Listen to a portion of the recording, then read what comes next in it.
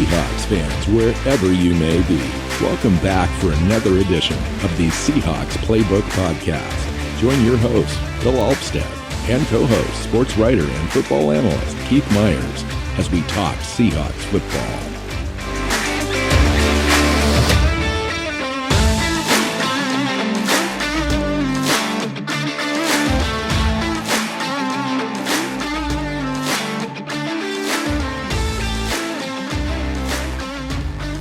Hey, Seahawk fans. Welcome back to another edition of the Seahawks Playbook podcast. I'm your host, Bill Alvstad, sitting down with co-host Keith Myers, here for a pretty special show for us. It's our 7th annual question and answer and beer sampling show. Happy to get together and do this thing. It's been obviously an annual tradition, and it's kind of a fun show for us where we leave the weekly ins and outs of following Seahawks football at the door, and we come in and we have a little bit of fun. Obviously, we talk Seahawks, we talk football, we answer some questions from listeners and watchers on our YouTube channel. We have some questions that we have from ourselves as well, and it's just kind of a fun thing. Plus, we sample some of our favorite beers. This year, we decided to do a porter. So I've brought in 3 porters to sample. Keith has brought in 3 porters. I have no idea what he's doing. I did share what I've got in my bag, but it'll be a fun show. So I didn't make any final decisions on which ones that I was bringing in until last night. So that's why you don't know yet. Cool. Oh, okay. No problem. So welcome in. It's a fun show. We've got quite a few questions this year from listeners. And we're going to set up our drinks first. So I've got a little cooler next to me, and I've got some chilled glasses as well that I had in the freezer. And I'm going to start with I believe, if I reach in here correctly, it's going to be a Breckenridge Brewery Vanilla Porter. Yep, I've had that one. It's good. And I am starting with, from Maui Brewing Company, a coconut Hiwa Porter. So here's the one that I'm starting. Wait, ooh, rotate. There we go. That's great. From you know, Maui. I ran into trouble. So I went to the store here in Arizona. We've got a place called Total Wine.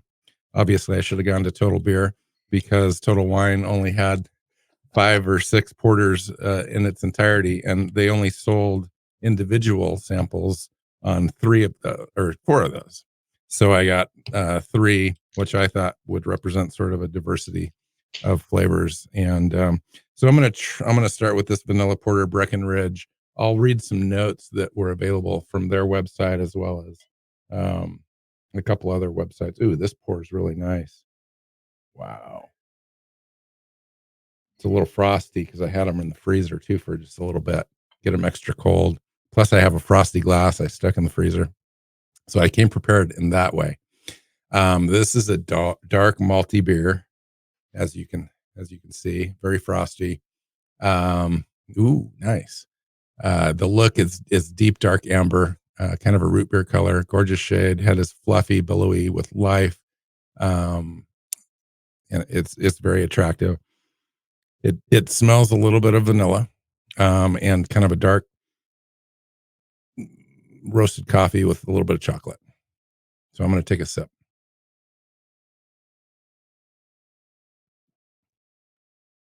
Oh, yummy. That is great. Love that. All right.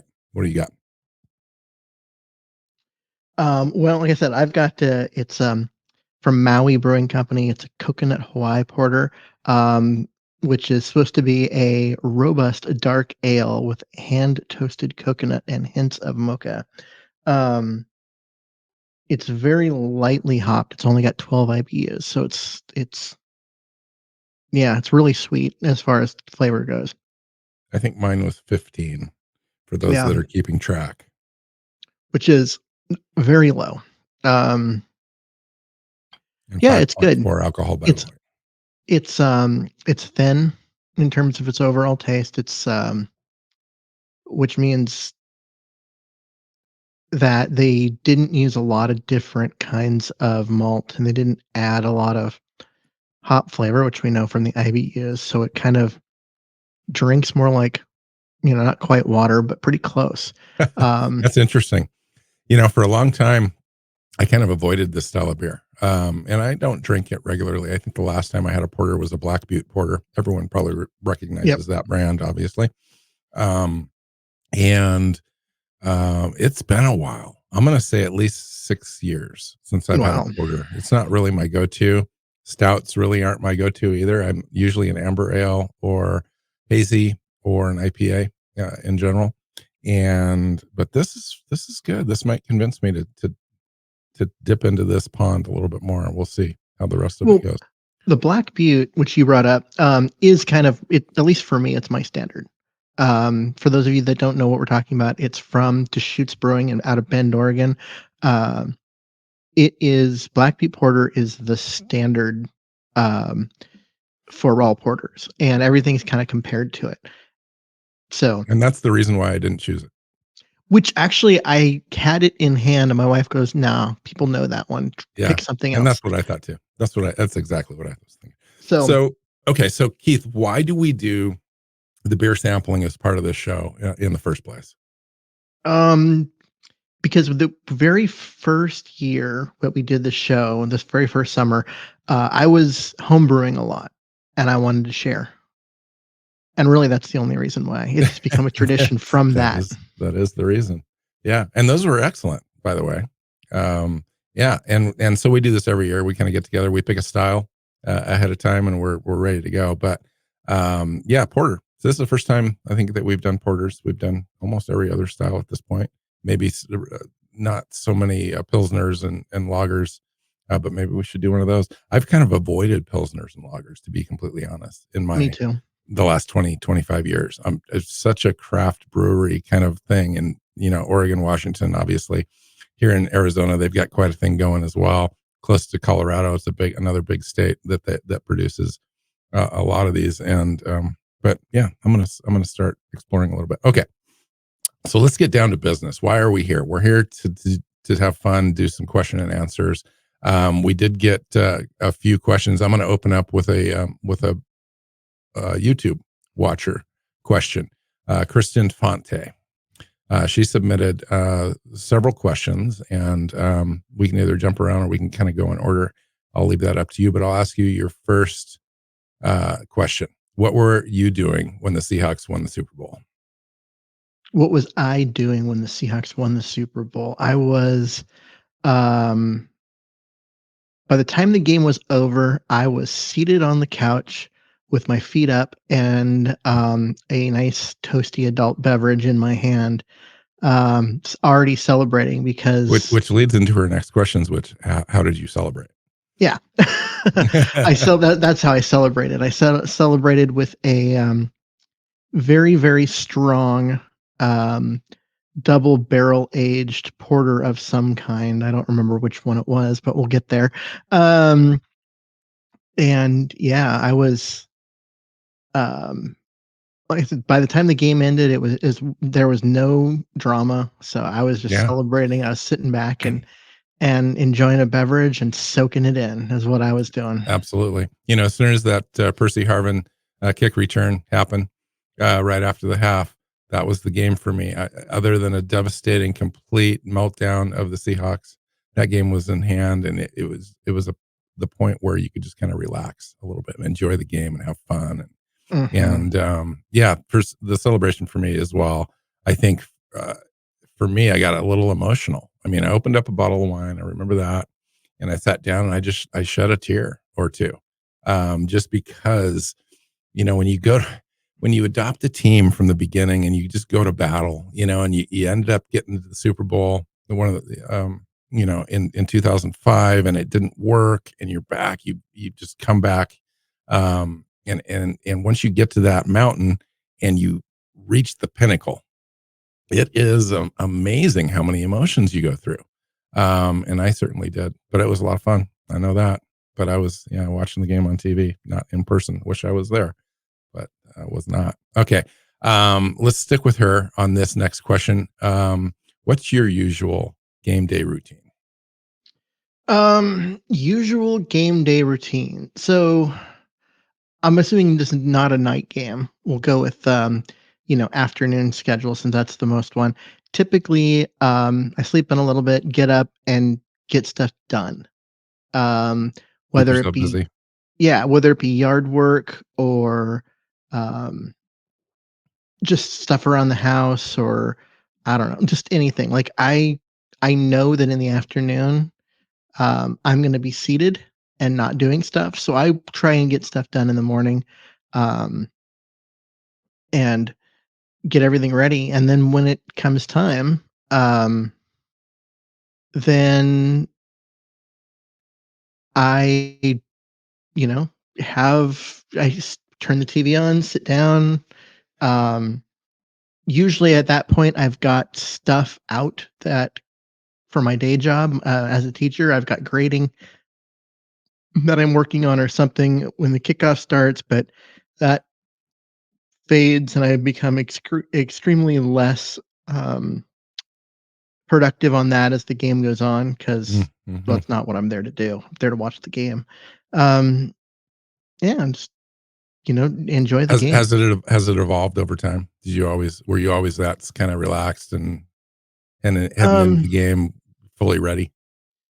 no, I mean yes, because typically there's this other stuff going on and I don't want to miss a game. And so I would get stuff done ahead of time so I wouldn't have to. And I'd also get stuff done so I wouldn't have to stress out about it. But like back in college, there was always stuff to do. So I usually had stuff out to study um, when, the games was on, but that ended, 20 years ago.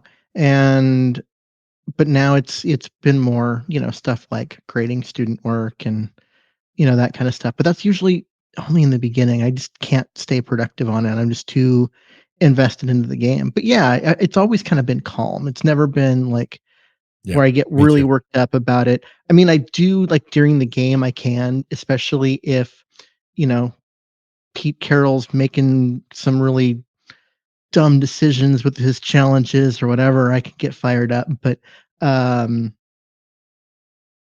I don't know. That's become less more recently as I'm just this doesn't affect me as much. We've been through this so many times now. So, Yeah.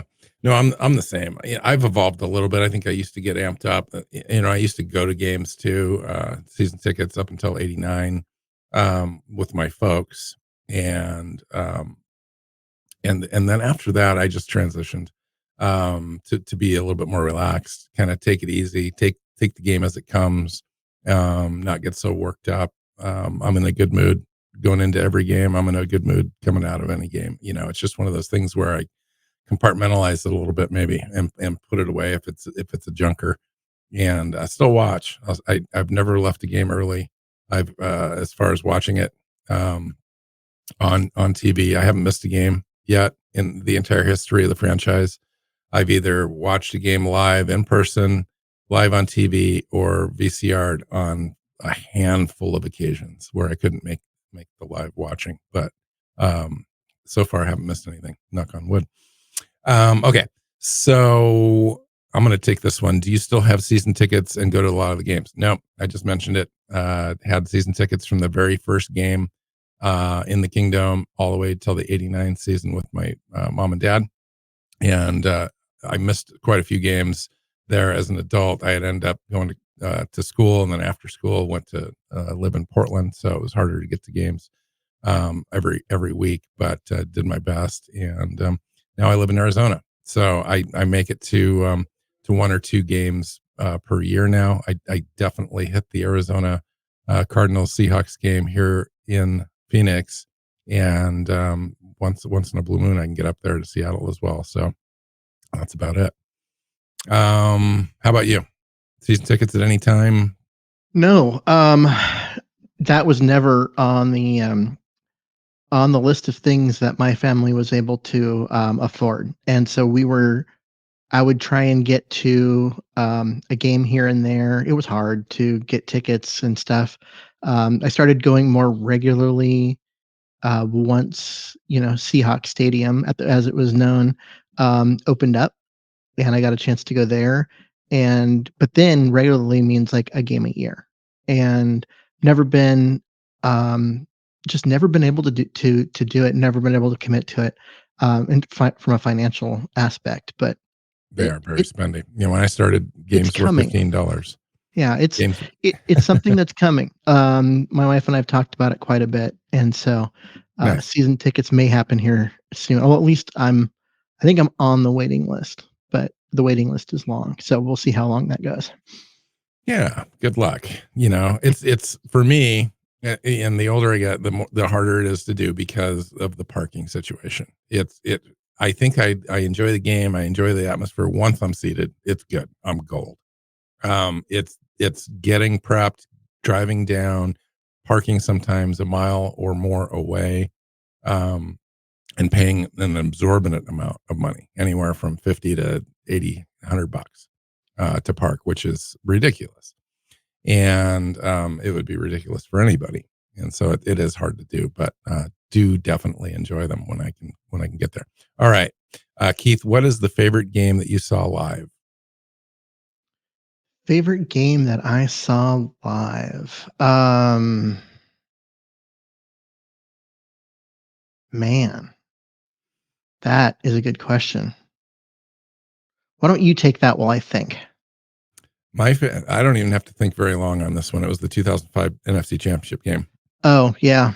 It was just such a great game, and the feeling of going to the Super Bowl for the very first time, and winning that game put you into the Super Bowl. And it was such a huge game, a huge moment for the franchise, a huge victory, and a celebration afterwards that was just over the top crazy.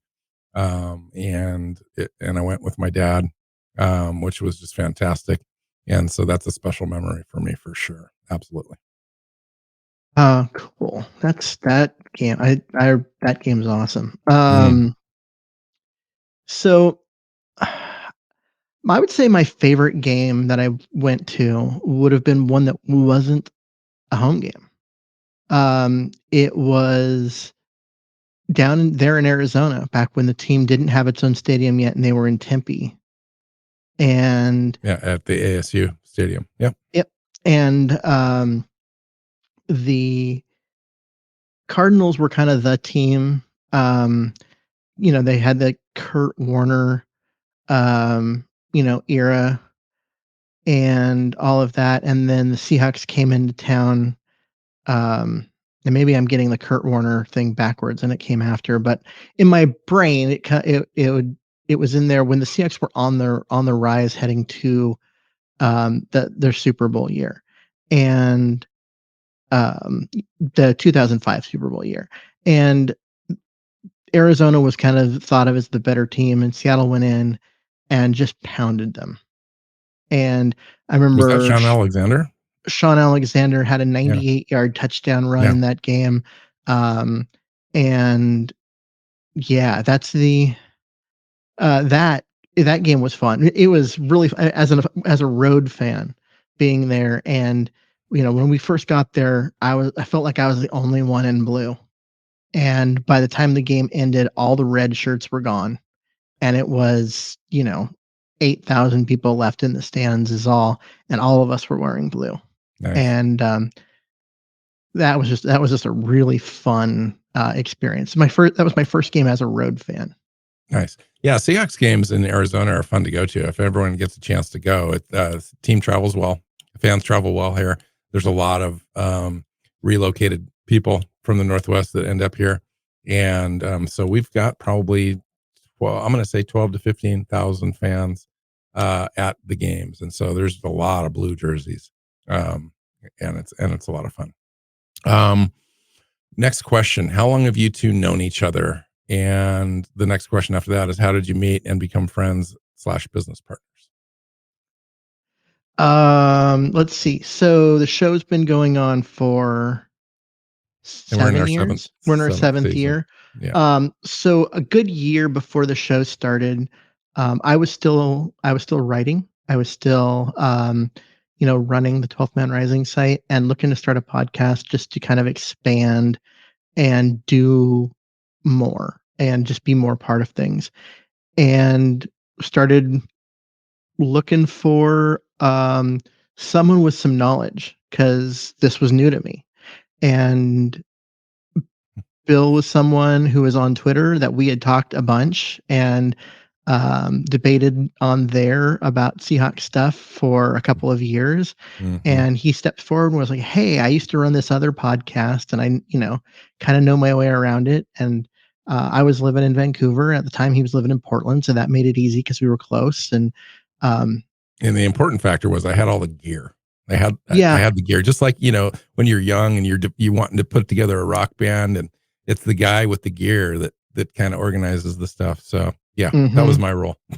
yeah, and I mean, like, really, I just didn't know what I was getting into, as far as what was going to be necessary. It was something that I wanted to try, um, and it just has worked out great. I mean, You got lucky, it's dude. been a really fun partnership for 6+ years now, Yeah. and um, unfortunately, you moved to Arizona, and we can't do Uh, these things together. right. But still, it's been great. Yeah. No, absolutely. Yeah. And the last question was from her. Um, was what made you guys decide to do the podcast and put it on YouTube?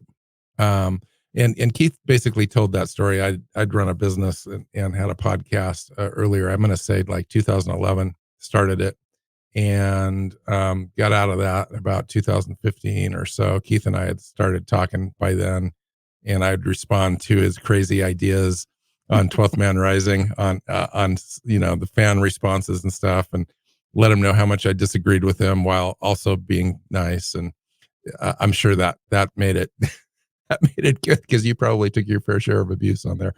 Well, And as a writer, I took a lot of abuse, yeah, which was yeah, part of fun. it. That's just that comes with the territory. At first, it Sure. bothered me, and it didn't take very long for it to stop bothering me. And um, yeah, I don't know. You just get used to it. Well, and one day, we'd been doing the podcast for 2 or 3 years, and I said, "Hey, YouTube's kind of getting to be a thing. Maybe we should do a video podcast." And you were like, "What?" And I said, "Oh, come on, it'll be easy. We can record it at the same time. We don't have to do a separate show. I'll figure it out." And so we end up doing it, and we've been on YouTube for what, 3 years now, Hmm which is great.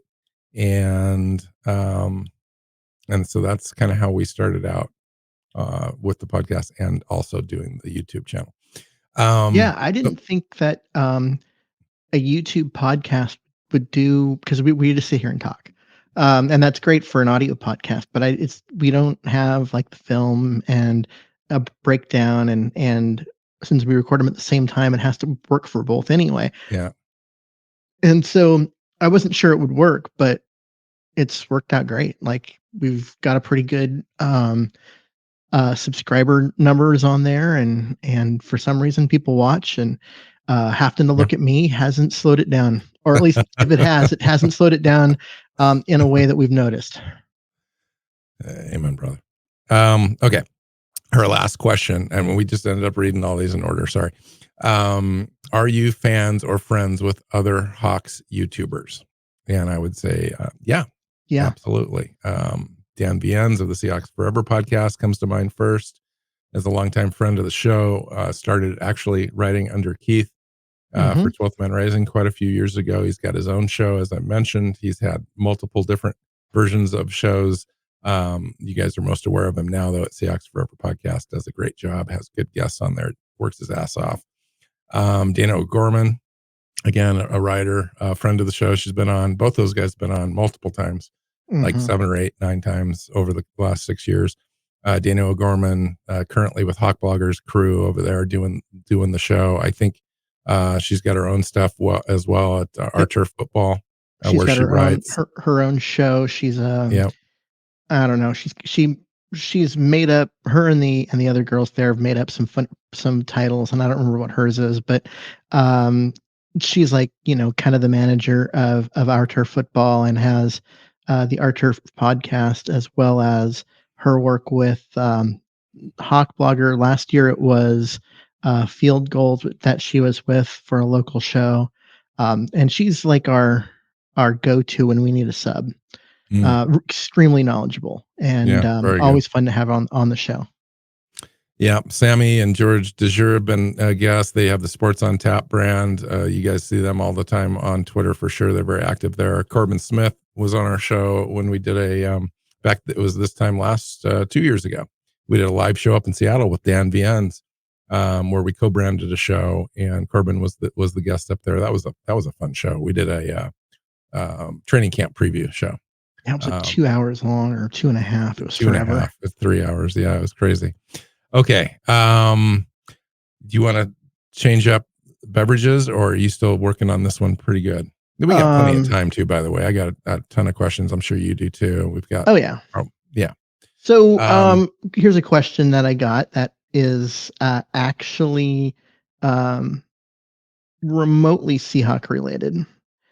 So take your top 5 current Seahawks, and then if they were beer, which beer would they be? This is definitely a question for you, but I'll give my best shot. Beer. Can it be wine too? Like Chardonnay would be a Chardonnay. I mean, there's just no question, right? Okay. So favorite. No, you can do wine, because I think you're the wine person. You know wine better. Yeah. So current favorite Seahawks. Well, how can you not like DK Metcalf? And now, if he was a coffee, he would be DK Decaf. I'm on a roll. What can I say? But okay, coffee. Let's see. Charles Cross, and it's a beer. Charles Cross is really smooth. He's a really smooth amber ale, and I like the Smithwick's red amber ale, Irish ale, from Ireland, and that's the way I see him. All right, Keith, you get 4. Okay, I think you're going to do a better job at this. So I would say if you go with man. So I was expecting to ask you and then just sit back and wait. Now you're going to make me think. Mm-hmm. So who's your favorite draft pick? Why don't you start with your favorite draft pick? I want to start with Geno Smith, actually, because we already talked about the beer that I think fits him best, and that would be Black Butte Porter. It's good. It's standard. It's is it anything like truly special? No, but it's always good. And nice. I think that's a great fit there. Okay, going from that's that. Hard. It's harder. It's hard. That's a hard question. So I think DK Metcalf, you got to go with something that's really strong. That's true. Freem, a company out in Hood River, Oregon, which I will be having one of theirs at the end of the show, has a bunch of really good double barrel aged super strong wines, or barley wine, which is basically beer that's got too much alcohol to be called a beer. And their maple barley wine is maybe the best thing I've ever had. So I would say it's strong. It's like real strong. So that would be a good one for him. That's a good one. That's a good one. That's a great one. All right, good enough. I'm saying good enough. That one's hard. All right.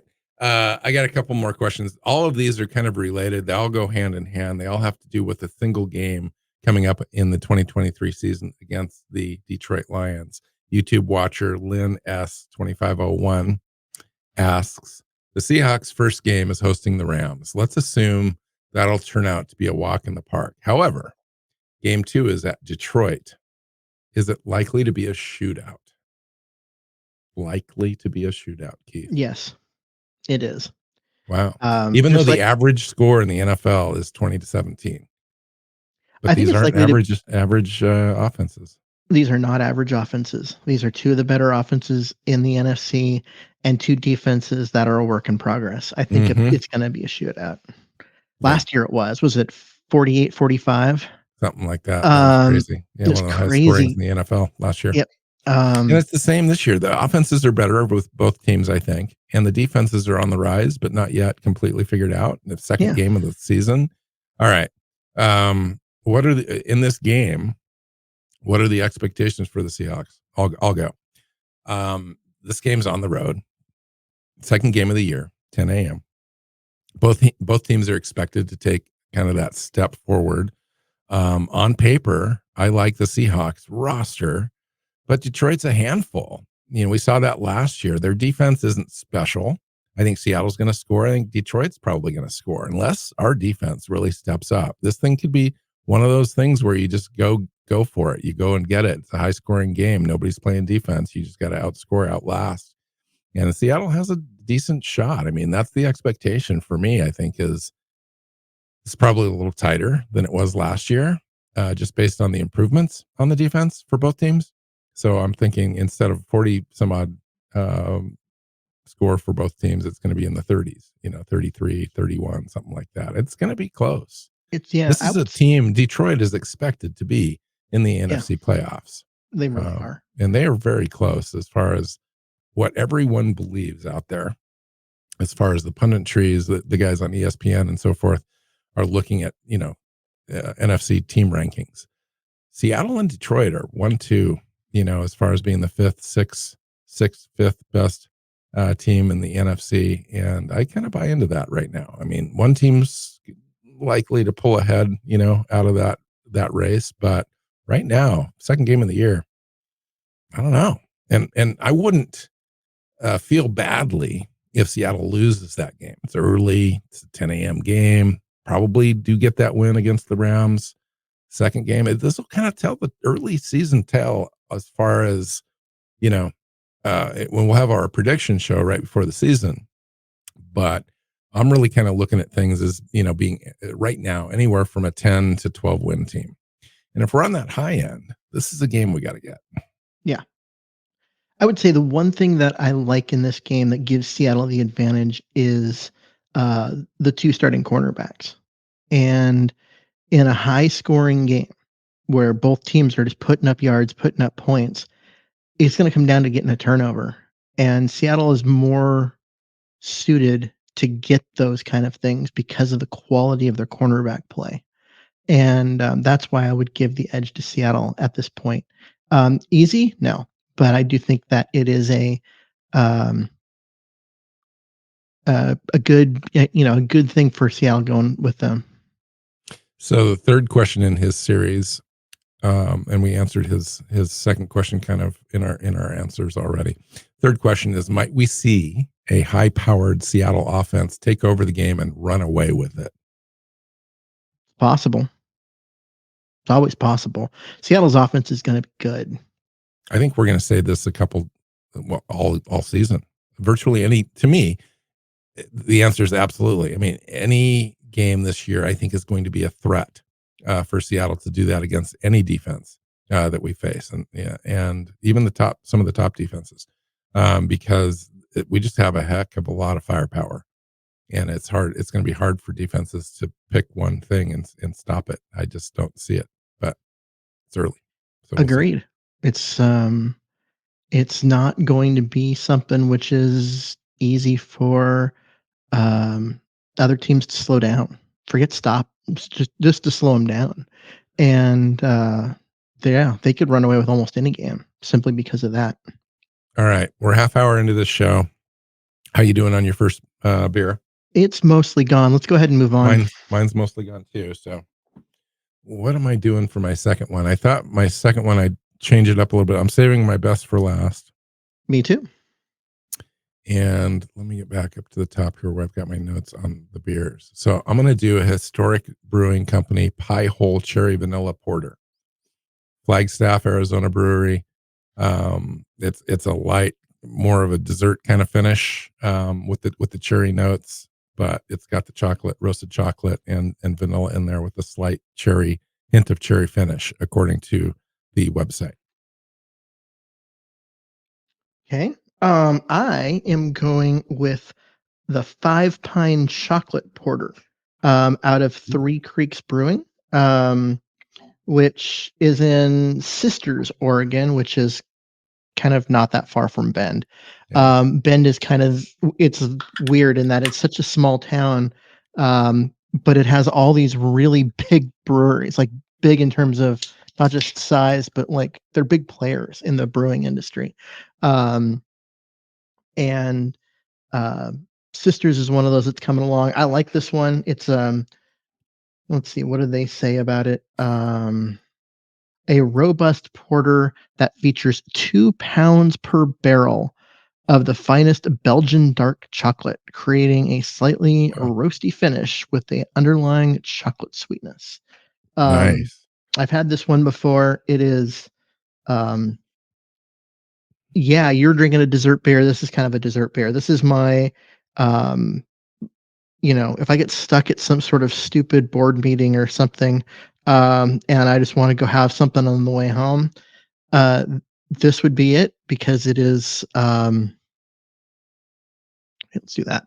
Yeah. Um, Nice. and because it's nice, it's sweet, it's smooth, it's tasty. So Wow. That kind of tastes like a slightly flat vanilla cherry Coke, and add a little bit of coffee into it with a little bit of chocolate. And that's kind of what you get. Interesting. I like it. It's refreshing. It's one of those, it's lighter than the first one, and it's a little refreshing. I like it. so now's probably a good time. Let's talk about the fact that we're drinking porters, and what makes something a porter. Yeah, I have no Um, idea. So you go.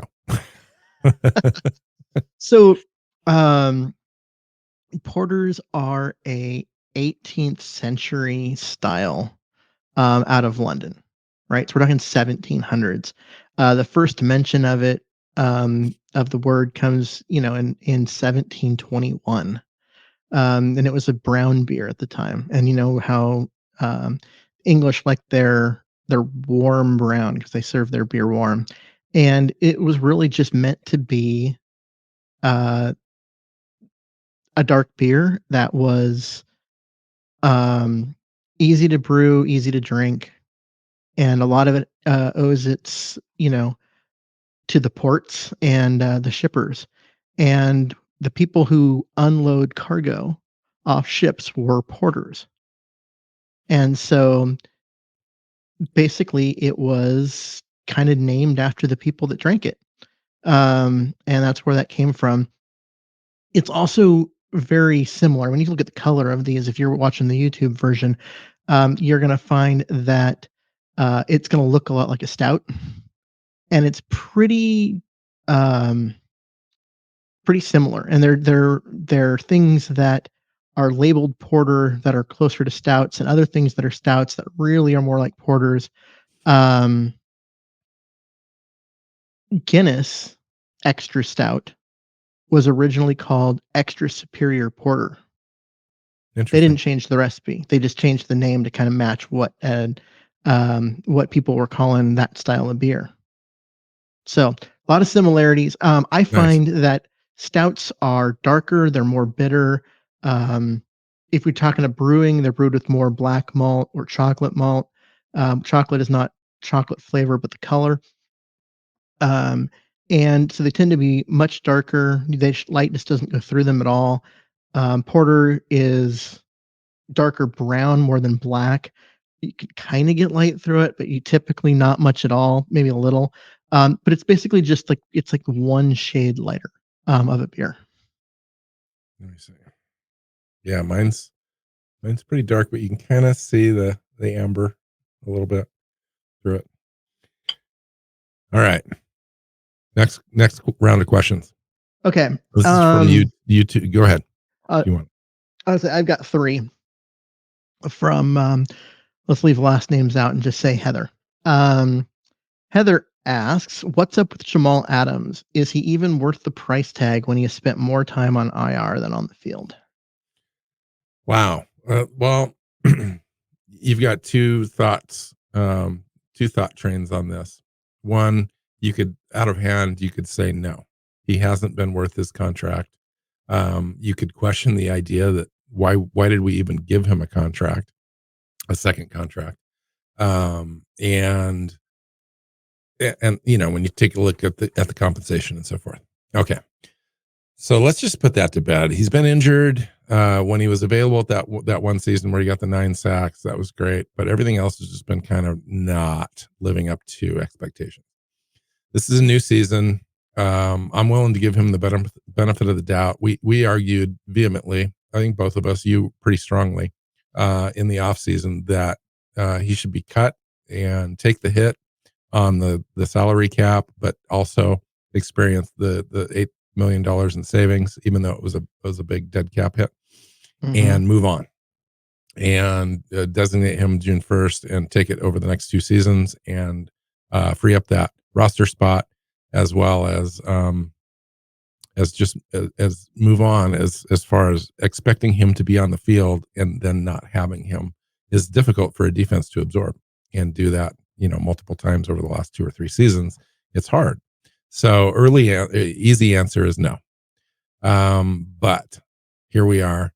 Let's just say, let's be as optimistic as we can. You say all of those injuries that he's had are unrelated. He's got it out of his system. He's going to come in this year. They've got a special role for him identified with Julian Love coming in. He can play closer to the line of scrimmage. I would argue that's hard for him because he doesn't have the body type to hold up under that much, tackling and physicality that you need up close to the line of scrimmage. But let's just say that they use him in a unique role. He rushes the passer off the edge in special packages, and it works out. He gets 7 sacks. He's able to be available 15 out of 17 games, and we get something out of him this year, and it impacts our ability to improve on defense. That's the best case scenario for me. Yeah, I mean, at this point, like, I don't agree with the team that he's still on the roster. I think that the money would be best spent elsewhere, and not only that, but um, the fact that you could spread the cap hit out over 2 years rather than having it all come in next year um, would have been better. But the team decided they were willing to give it one more shot because by age 25 he was a 2-time All Pro, and they want to give him a shot at um, playing at that level in Seattle. And okay, if he's on the roster, then what we want out of him is for him to get back to being the guy he was um, earlier in his career when he was a 2-time All Pro.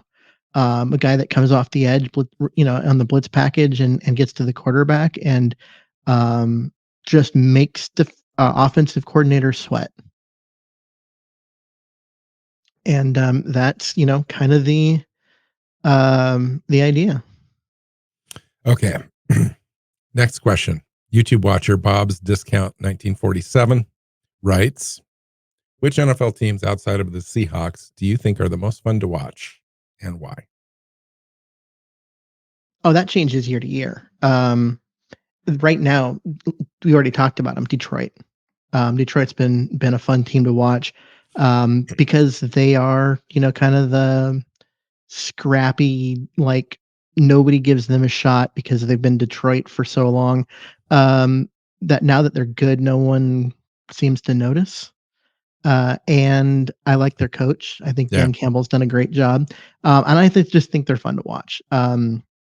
The other one is actually Jacksonville, uh, which again is a team that we're used to them being the worst team in the league or close, and suddenly they won their division, were a playoff team last year. And a part of that's because their division's trash, but um, still Yeah. they were there, and they've got a fantastic young quarterback and good coaching finally after years of not having Yeah. that. Yeah. And Yeah. Yes, I agree. Like Trevor Lawrence at quarterback, that's really cool. Their defense played better than everyone thought they would play last year. And that was kind of the difference. Trevor Lawrence started playing well, and then their defense played pretty decent. I expect them to kind of improve this year. I agree with the Lions. They're fun, not when they're playing the Seahawks, but otherwise, Jared Goff is still there at quarterback. I think he's holding them back a little bit. I think if they were to acquire or replace Jared Goff at quarterback, I think that gives them even a larger opportunity to have more dynamic offensive play, and we'll see what happens there long term.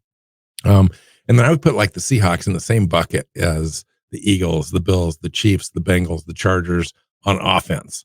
Like those teams for me are, the key word in this question is fun, like most Mm-hmm. fun. And those teams with the high profile quarterbacks and the big time weapons on the offensive side of the ball are fun for me to watch. There's not a lot of defense going on in those teams. Some are better than others, and quite honestly, those are the teams that are going to be in the Super Bowl conversation. And so, yeah, fun.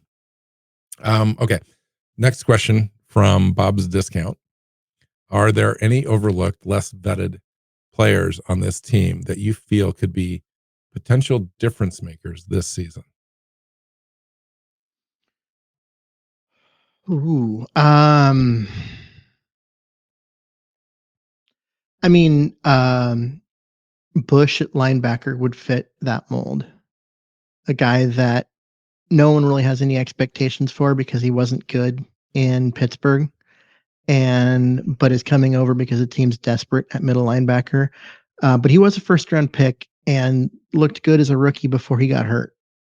And since he got hurt, he's really struggled. But before that, he looked good. And if he can, with the new, you know, new home, starting over, new coaching staff, all of that, suddenly kind of return to that form, he has a chance to be a major difference maker. Yeah, I agree. I think, anytime that you sign a free agent to a team, no matter how big they are, typically, they're going to kind of be overlooked a little bit. Yeah, because you didn't see them before. They're going to be new to this defense or offense, and you don't have really any idea how they're going to fit into the scheme and with other players. And I think there's a couple of players like that. Julian Love for me, and Dre Jones are two examples of players that are slightly overlooked. We know they're there, and guys like us who follow the team kind of have this expectation, but a casual observer doesn't really know until come September what these players are going to be able to do and how they affect the roster. And I think the impact that Julian Love, particularly in the safety group, is going to help the team transition away from a guy like Jamal Adams. If Jamal Adams can't play, I think having a guy like Julian Love on this roster is huge. And then Draymond Jones is a total upgrade for this defensive line over Shelby Harris last year. Shelby did okay, but the team got burned quite a bit on the outside runs. And, outside zone running really kind of nailed this team. I thought a guy like Darrell Taylor also struggled in defending that. Uchenna Nwasu did a great job, I thought, overall, but everyone else kind of just struggled a little bit. And there's a couple other guys. I mean, I just said Darrell Taylor. Darrell Taylor's a guy that kind of is overlooked. He had 7 sacks last year, but they all came in the last 5 or 6 games. He had a really hard, difficult time transitioning to this new defense. At the beginning of the season, they kind of narrowed his scope down as far as what they wanted him to do. And then he played really well down the stretch. I would imagine that'll be the case this year, is they'll put him in a position to be successful, and he'll have more opportunities to do that earlier in the season. A guy like Tyreek Smith, who never even saw the field last year, is a guy that there's getting a lot of buzz in not training camp, but in the OTAs and mini camps this year, is a guy that it's almost like another draft pick, going to be able to come in and be part of that rotation as far as edge players are concerned. So the edge players, the outside linebackers in this 3-4 defense is really a good, solid group. It's young. There's a lot to prove there. But if it all kind of comes together for them, Boye Mafe, Darrell Taylor, Tyreek Smith, Uchenna Nwasu, a few other guys, it could be a decent group. Yeah. Okay. Next question. When does everyone think they will release the throwback jerseys this year? Because they're finally being given the chance to do. Yeah, you talking about jerseys. being able to purchase those?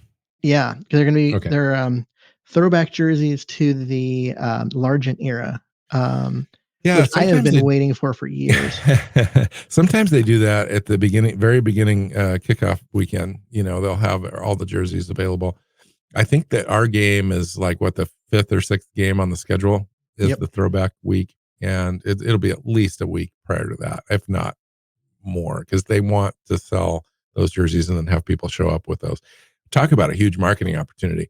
I've heard, a lot of people, including Brock Heward, talk about this as far as there's really a lot of pent up um, purchasing power out there waiting for these retro jerseys to come out, like DK Metcalf jerseys, Tyler Lockett, and then Bobby Wagner in a throwback. What? I mean, that's going to be crazy, right? And Are you going so to get one? they're expecting to break sales records for these things. Are you going to get one?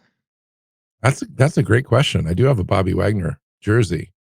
Um, will I get a retro one? That would be kind of cool, actually. I hadn't even thought about it, Yeah, I but have yeah. a friend who's Okay.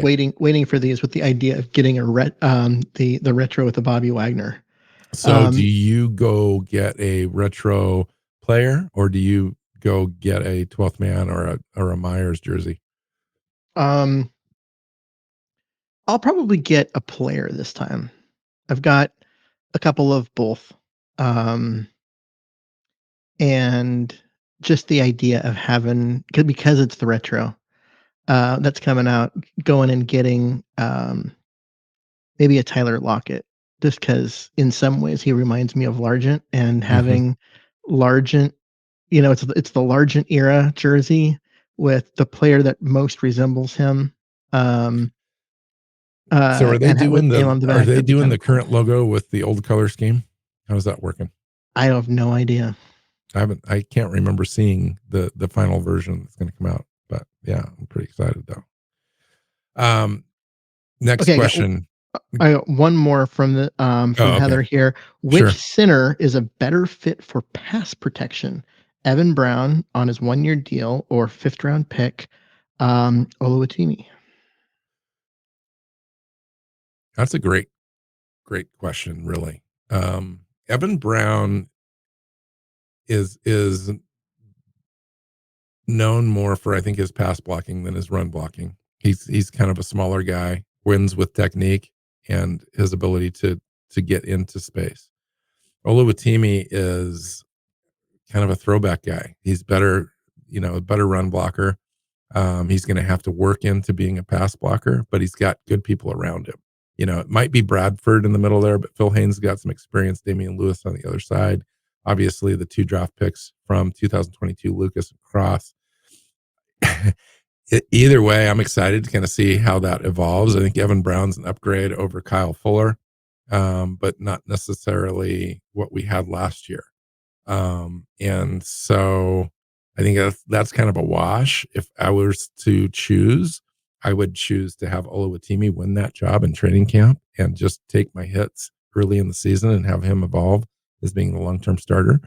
But I don't know yet how it's going to all work. I haven't really heard any It's hard to any judge guys these talking things. about how they're doing in camp It's yet, hard and to it's do these hard. things when you can't hit. Yeah, It's hard yeah, to judge linemen. exactly. I will say that the question specifically talked about pass blocking, and with that, I would give Evan Brown the edge. I think as an overall player, because Oluwatimi is bigger, stronger, more powerful, I would give Oluwatimi the edge. But in pass protection, simply because of superior technique, I would give it to Evan Brown. And experience, absolutely. Yeah. Yeah, interesting. Okay, question. Last question, I believe, from Bob's Discount, 1947. What position is currently the biggest concern in terms of depth and talent on this roster? Okay, there's two. I have to pick one. Nose Well, tackle and yeah, I middle mean, linebacker. yeah, that's what I wrote down too. Yeah. Nose tackle, you've got a rookie as a starter and essentially nothing as a backup until Brian Monet gets healthy. And at middle linebacker, you've got Bobby, who's awesome but getting older, and uh, a reclamation project and nothing else until um, Jordan Brooks gets healthy. And that's not a lot of depth at either one. And it's going to be a struggle. It's right up the middle of the defense, too. Next question. How would you rate Pete Carroll and John Schneider's vision for this team in the post Russell Wilson era? I'll trade back and forth with you on this one. I think I would say I like where they're going. I think the fact that they had something that was working with Russell Wilson, and they kept trying to run that back every year, and they were getting less and less in return. So finally, they went ahead and said, "Okay, Russ wants out. We're going to let him out, and we're going to shift." And they shifted the offense to something different. They're trying something completely different now, rather than patch holes and try and keep it going. They went ahead and were okay with a little bit of a rebuild, and it's paid off great dividends to them already. Yeah. So In hold on. effort last year. A little bit of a rebuild. Now, if I was to take that quote March 1st of 2022 and said this is going to be a little bit of a rebuild, I would have been slapped crazy by our fan base. And me. Yeah. So for me, I give it how would you rate it? I give it an A plus. I mean, what's not to like, right? You take a look at it, the trade of Russell Wilson. We've got maximum value back, a couple first round picks, et cetera, and 3 players that definitely were serviceable. Noah Fant still on the roster and his 5th-year option at tight end. The 2022 draft, dude, knocked it out of the park. Cross, Mafe, Walker, Lucas, Woolen, Kobe Bryant, Derek Young, and then Geno Smith. The belief in Pete Carroll and Geno Smith, and the fact that he had the year that he had, and it was a rebuilding year, and we got into the playoffs. I mean, that's huge, really. And then this offseason comes in. We talk about Geno's contract, which was a great contract, not only for Geno because he finally got paid, but it was great for the franchise too. I thought John Schneider did a masterful job on orchestrating that. And then 2023 free agency, we go out and spend big bucks on Dre Jones, and then Julian Love and Evan Brown come in, kind of complement that. And then I thought we knocked it out of the park again in the 2023 draft with Witherspoon and Jigba in the first round, and Derek Hall and Charbonnet and Bradford. The team and the coaches are raving about these players that were drafted in the 4th, 5th, 6th, 7th round. Bradford, Cameron Young, Oluwatimi, McIntosh, Jarek Reed. All these guys are going to make the roster, and it sounds like they're going to have heavy rotation minutes, if not starting. And so I think you really got to if you step back and you take the homer glasses off and you just look at it objectively, there's just no way that you could look at all of that and say that they just haven't done about as good a job as anybody could have done, considering the situation of getting Russell Wilson off the roster. So that's a hard job, and they did it. Yeah, I mean, the only thing that I can think of that as a retort to that would be that by going with an aging Geno Smith, even though you got more out of him than anyone ever thought, you set the franchise back in terms of the rebuild by not going and getting a quarterback this year. By actually being good when you weren't expected to be, It's a crapshoot, Ethan. You know it. You left yourself in a position to not go and get. It depends on how they turn out. I know. It depends on how they turn out. I'm not advocating for this. I'm just thinking like that would be the one thing, because at this point now the roster is good, and if Geno does kind of what everyone expects, which is play good for a couple more years and then age to start to get to him, they're going to need a long-term answer at quarterback and not be in position to get one. Personally, I think, okay, draft a project and develop them. You've got at least 2 more years. And they could be looking at Drew Lock as that answer. We just don't know yet. I'm skeptical of that, but we have to trust the process at this point of a team that has done a really good job at the quarterback position for a long time, and we'll see. Okay, one more question from Bob, and then we'll transition to a few questions from both of us to each other. Has there been a more fun game than the Packers Seahawks 2014 NFC Championship game? Wasn't that the late comeback where Wilson hit Yep. Jermaine Curse Curse. for that one? Yep. Yes, there has been more fun games than that. I would say the Super Bowl the year before was more fun than that. That's the one I was thinking about for sure, right? In part because the ending of that game was fun. Like the Yes. late touchdown, getting the onside kick, and then getting the other score, all of that. Marshawn Like, Lynch, right? Yeah. yeah, the Yeah. end of that game was amazing, but the first 3/4 of that game Yeah. The first 54 minutes were crap. were crap. It was Yeah, not a right. fun game to Not an watch. enjoyable game. Not an enjoyable game at all. In I fact, would you say were the probable, 97 percentile as far as chalking up to a loss heading into third quarter for sure. Yeah. The Detroit game last year was more fun in my mind because it was fun and competitive and all these things happening throughout the game, not just in the last 6 minutes. But at the same note, I get it. Like the last bit of that game to come back and beat a team that everyone had left you for dead, and to come back in the last That's 6 super. Yeah, minutes those that and last get six, that. 7 minutes in that game were epic, no question, just absolutely. But as a game and as a whole, I would say the Super Bowl. And the reason for me was because it was against the Denver Broncos, like the arch nemesis of this franchise for the first 20 years, 25, Mhm. 30 years. Freaking And to go LA. in there and kick their asses, and Peyton Manning and this number one historic offense just completely all over the field. And Cam Chancellor with that hit to set the tone against Demaryius Thomas and the interceptions, and and Russell Wilson is a second year player having a great game, and it was just a lot of fun. It was a lot of fun. And the Percy Harvin run back at the halftime, I was giddy. I mean, that made me just completely giddy, and I knew that we were going to win at that point. And then Yeah.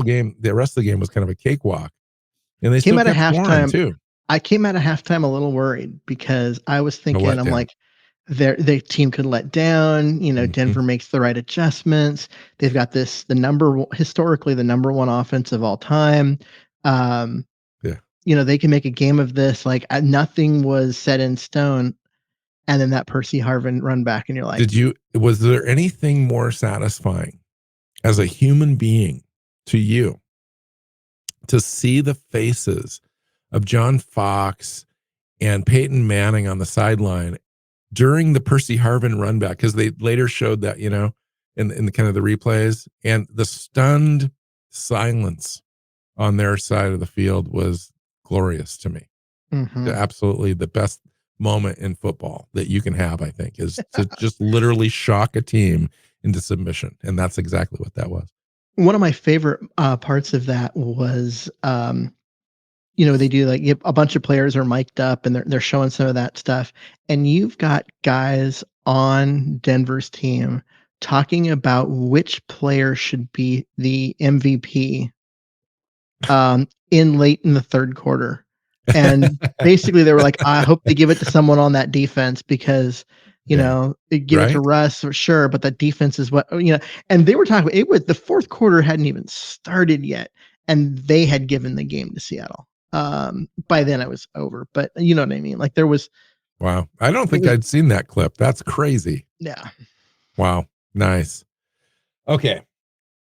Before we get into our next beer, which we'll do very shortly here. And this show, by the way, if you haven't gone through this journey with us before, this is our one of our longest shows of the year, if not the longest. And we just it's our show. It's for us. We don't care. I mean, we care, but we don't really care how long we go in this show. We're going to answer a bunch of questions. We've already done our viewer questions that I've had. But I do have a full list of questions that I've prepared specifically for Keith, knowing him as well as I do. Some of these are football related. Most of them are. But there might be a couple. Last year, I think I questioned you on physics and some law of whatever, and Yes, and yes, you did. and so I don't we'll see remember how which that went. one now. I'd have to go back and look, but Yeah. There is that. I think it was having to do with consciousness, and if consciousness is required for, if a tree falls type of thing, and all that kind of stuff. Okay, first question for you.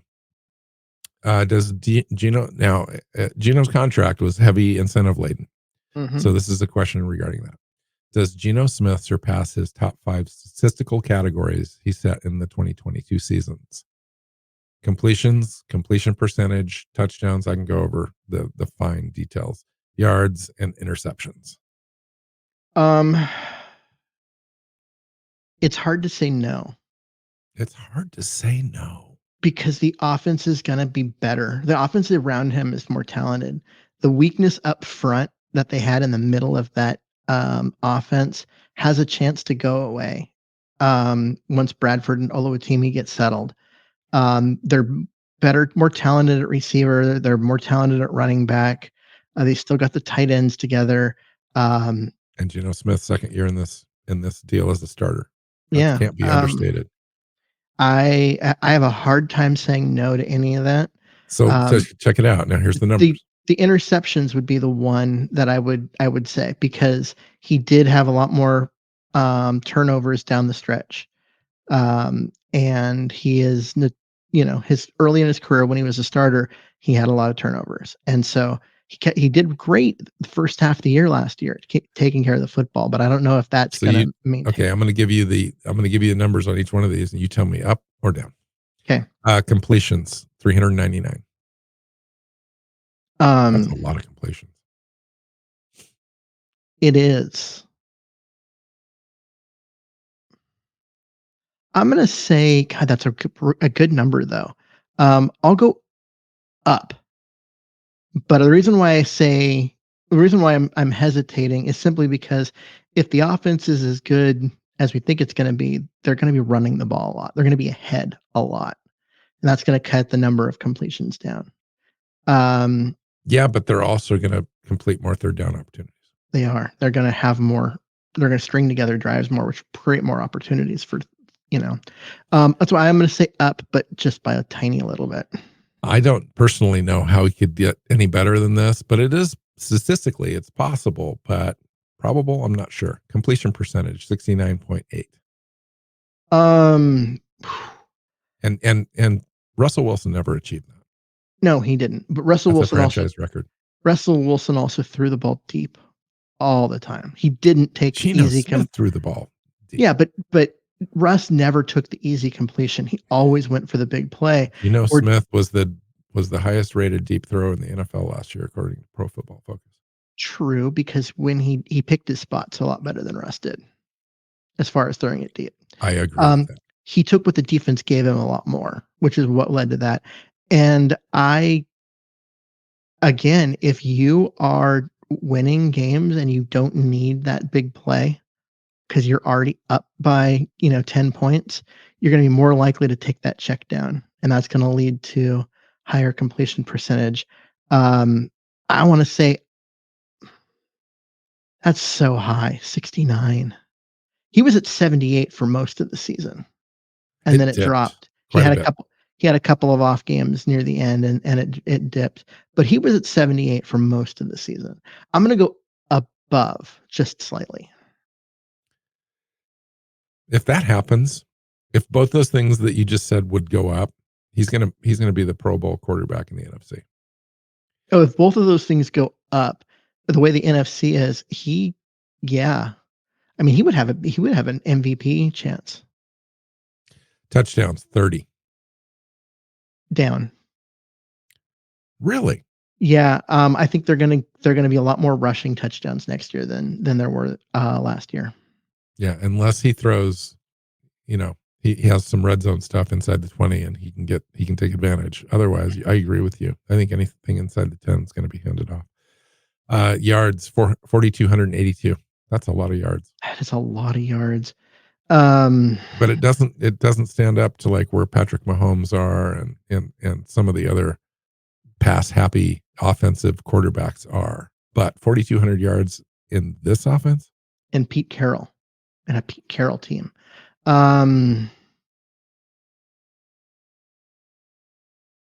I've said Third down conversions. Third down if his conversions. completion percentage and uh and total completions both go up, then his yards is going to go up. So I'm going to go up. Interceptions 11. You already said that there's a high probability that goes up. I agree with you there. I bet he's And going to be just by somewhere virtue between of 11 and attempts, 15. Yeah. yeah, just by the virtue. Okay. Bonus question. QBR 60.8, quarterback rating 100.9. Those go up or down? He was only 60 point. Oh, he got sacked a lot. The offensive line was poor. I'm like, why was he down in the 60s? I thought he would be up higher than that. That'll go up. He'll get sacked less, and QBR punishes quarterbacks for getting sacked even when it's not on them. You talking about? Oh yeah. Okay. How about the quarterback rating? Just overall, 100.9 was last year. He'll have if he has less touchdowns, it'll go down. So that's a hard one. Because if he has less touchdowns and more interceptions, I tell you what, if he's up close to 110, he's going to be in the MVP running, like top 2 conversation. Yeah. It'll be him. He has an opportunity. This offense with Shane Waldron and the players we're bringing back, plus the additions of Njigba and Charbonnet and McIntosh receiving out of the backfield, I think it's a little bit more dynamic than Dallas or Homer. And then you add the potential of having a fixture at the center position and possibly at right guard. Woo. That could be fun. That could be a fun race. All right. Completely off topic football wise. We've had too many football related questions, so I had to throw this one in there. What are your thoughts around the Trailblazers Damian Lillard trade request? I was going to ask you that question because you're the Blazer fan. I'm in the area, so I hear it all. I've heard a lot of talk about it over the last couple of years, but I was a Sonic fan. And the reason that I brought it up is it's still a Vulcan owned operation. Oh, absolutely. They're some semi-related, and of course everyone knows Damian Lillard, obviously. But I got to tell you, I'm like I said, I'm not a Blazer fan, but it is almost impossible to not be a Dame fan. And he's such a good guy and such a pillar of the community and everything. Him asking for a trade because he wants to go win a title before he's done, and the team is trying to rebuild around him. I'm okay with that happening. I thought that using the draft pick when they couldn't get a trade for a star to put next to him, using the draft pick on a guy that people believe is going to be a star, was the right move. But it also meant that Dame was going to ask out, and you knew that. And now they have to commit to a rebuild. They have to commit to putting guys around, Sharp and Scoot. Yeah, it's hard for me because it's definitely a admission that it's over. This run is over. And it has been for a while. Let's be honest. They've been in the lottery for the last 2 years. I mean, they tanked 2 years ago when Dame got hurt. But last year they were trying to win and Dame was healthy and they were still a lottery team. They still ended up with the 3rd overall pick. Yeah, it's hard because, some of the blame goes to the previous GM, not the current guy, Cronin. But the sad part is that, Dame was on the roster for what? 11, 12 years. And they couldn't build anything around him. They couldn't do it. They couldn't get it done. That's hard in Portland. So that makes, to me, that's the best opportunity I think you're going to have as a franchise for a while, possibly. Yep. You got to the conference finals once in Dame's tenure. Get it done. It's kind of a sad testament to the market, in Portland. It just is. It's one of those things. I think their best shot is to do it organically, homegrown and draft and young players, and that's what they're going to try to do because nobody wants to come there as far as a free agent is concerned, and it's hard. All right. So one of the drawbacks to having a beer show and drinking is we got to take like a 2-minute break. So I will be right back. On. Okay. I'll stay on. You go. All right. I was going to ask Keith, this podcast has got 466, 67 consecutive shows at this point. We haven't missed a week, and sometimes we do 2 or 3 shows a week since we started. which is great. We take it seriously and all that good stuff. I was going to ask Keith, this podcast will surpass its 500th episode sometime in September. What should we do to commemorate the occasion? I don't know. I think maybe we should have a really good, heavy guest laden show where we bring on everybody and we just kind of have a fun show. It's going to be probably in season, and we'll see what the availability is at that point. But that would be fun. I'm gonna go to the next question. What player on offense and defense are your top candidates for breakout player of the year? I think breakout player, you want to look at the skill position players for sure. But you could take a look at the offensive line as well, I think. Um, Zach Charbonnet, Kenny McIntosh are candidates. Jackson Smith and Jigba, the rookies. Alan Bradford, Oluwatimi, obviously on the offensive line. But what's a guy that's been around on the offensive side that could have a breakout season? Dwayne Eskridge, I think, is a guy. He's early in camp now, but healthy, and apparently has shown a lot of burst, and he's got the route tree down. He's been around Geno Smith now for a season, heading into his second season together with Geno as the starter. And if he stays healthy, he could have a real good impact on this roster, I think. A guy that's got really solid speed, 4.3 speed, and he was a dynamic kick returner in college, had a great Senior Bowl before we drafted him, and then he got hurt. We're talking about Dwayne Eskridge, Keith. I asked the question, what player on offense and defense are your top candidates for breakout player of the year? And I'm talking about D. Eskridge now as a candidate. And I think he is a candidate if he stays healthy. Now, with the addition of Njigba and Derek Young kind of emerging last year as a guy that possibly could earn more touches this year, it's going to be hard for Eskridge, even when healthy, to have an effect on the offense. But if he can be part of that kick return game and work himself in to a role on the offense, whether it's gadget plays, if they want to run him in that way to just at least get him on the field once in a while, he might have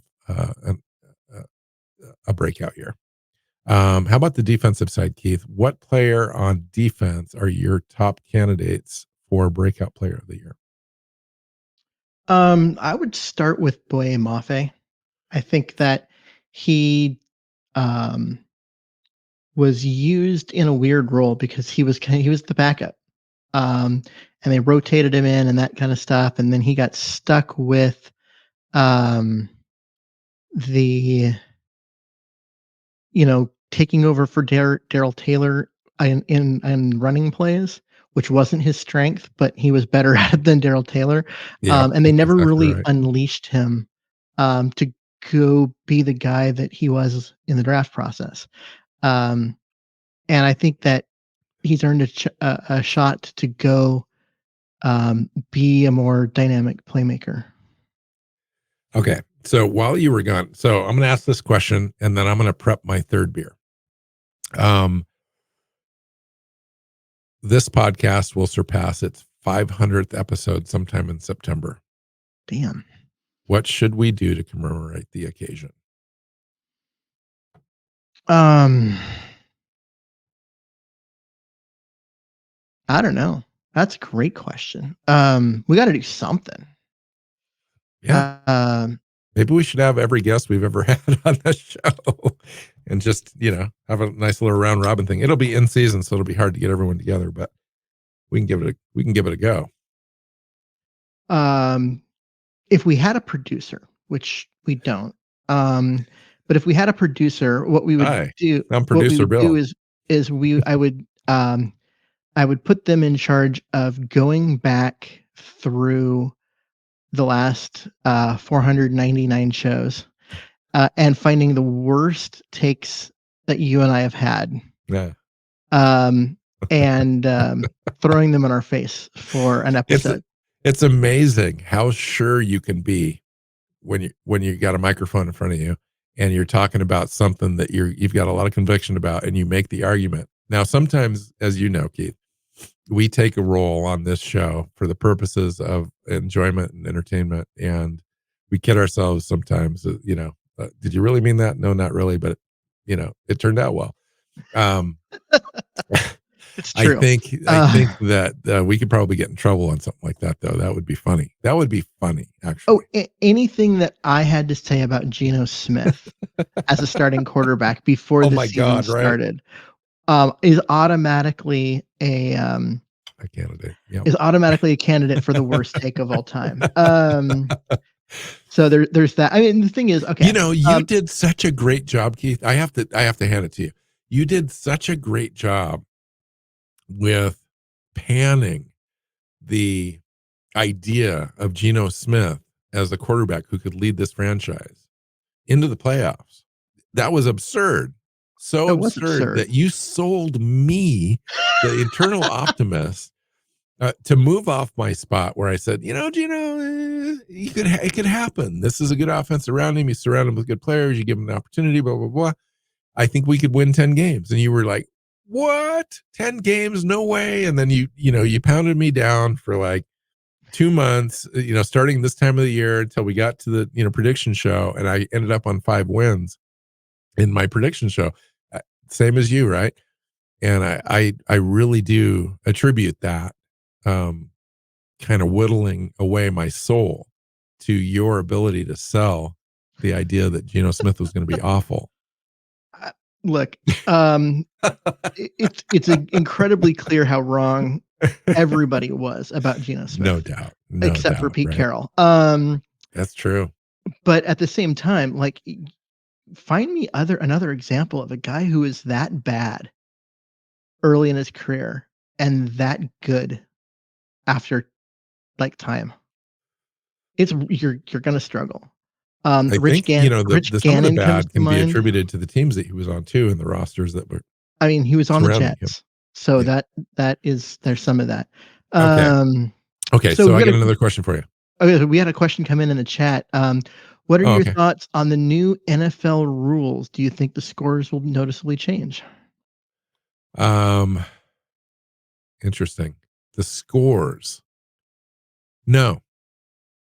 Yeah. I don't think that it will impact the scores. I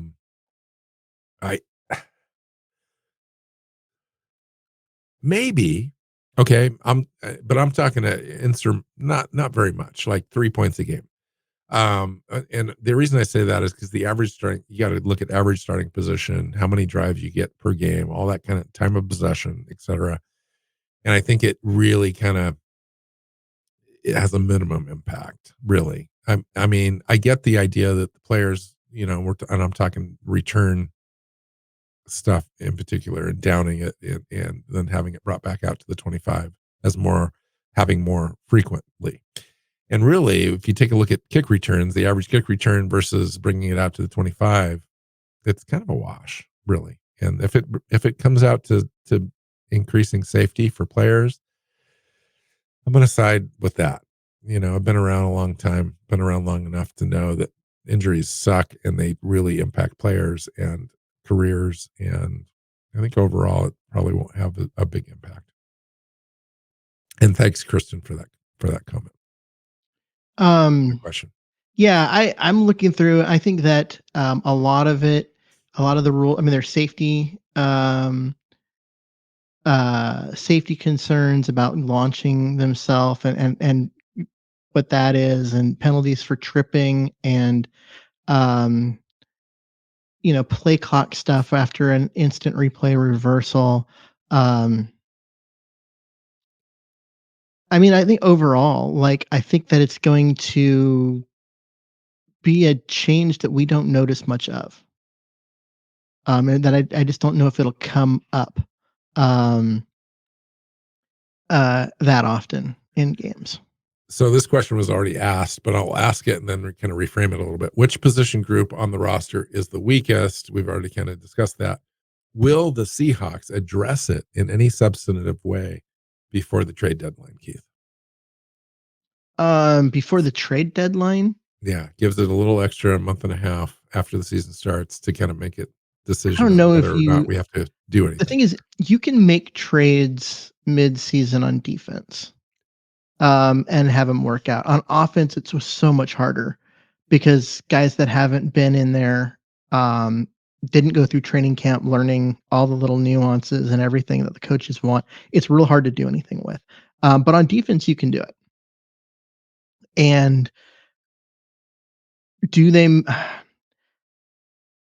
Does getting guys back off injured reserve count? Because getting Jordan Brooks healthy and on the field could be a massive upgrade.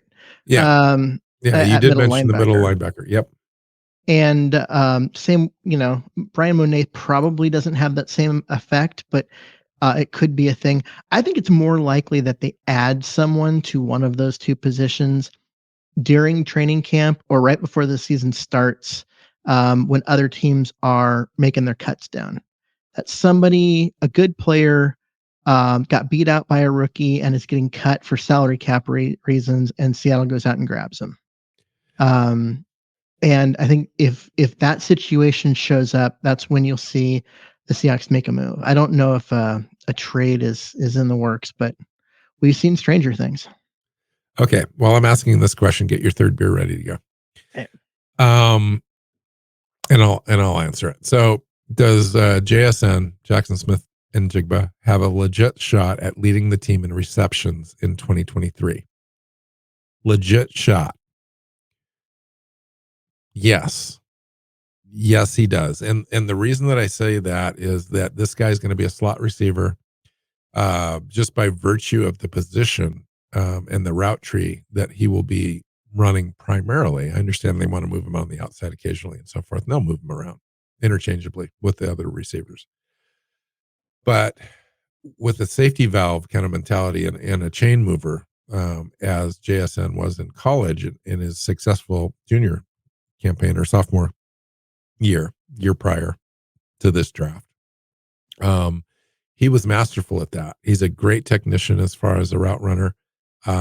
I think that if Gino can build rapport with him early, um, and by early, I'm talking right now, if they're working out occasionally together and kind of getting to know each other, he's got an opportunity. This guy's a very skilled guy, top receiver in the draft. And you've got Tyler Lockett and DK Metcalf that are going to get some double teams. And this guy's going to be left open, and covered by safeties and linebackers out of that slot. And so he does really have a good shot at being very close to leading the team in receptions, which is almost impossible to do as a rookie wide receiver. I'll just make that clear right up front. It's hard, but he has a shot. Well, he's going to be the third option at receiver, and But he could work himself into the first option, is what I'm saying. yeah, I'm just saying that I think he's going to be the third option because Gino wants to go to DK first and foremost because those are touchdowns, right? And he's going to look at Lockett because Lockett is so sure-handed. He'll go get stuff that you don't think anybody could get. So he'll look at those guys. But you're right about it's, if they're running those guys on deeper routes over and over and over again, um, and those are covered because teams are scared of Seattle beating them over the top, JSN's going to get a lot of opportunities in the middle. To him and Noah Fant. Okay. We're going to go on to our third beer now Okay. out of our three samples. And Keith, what do you have for your third Okay. and final? So I've got a special one that I don't actually think you can buy. It's from Freem, which is a Hood River brewery. And it is a rum barrel aged porter. So they Oh, took a good porter and then aged it in rum barrels. Um, and wow. it was a one-off thing that they did, an experimental beer, that I got access to a few bottles of because I at the time was part of basically their beer club, their Union 45 or 541. And so you had to have that and then order them special. And I saw that one. I was like, I gotta have it. Yeah. So it is. They Nice. don't, because of the way Frame makes their bottles and stuff. They don't put a lot of the same information on them that you'll see on other ones. But if I remember right, it's up about 11%. And is super, super tasty because I have had one of these already in the past. Oh, and just the smell. Just the Nice. smell. So I have a Founders porter, Mm-hmm.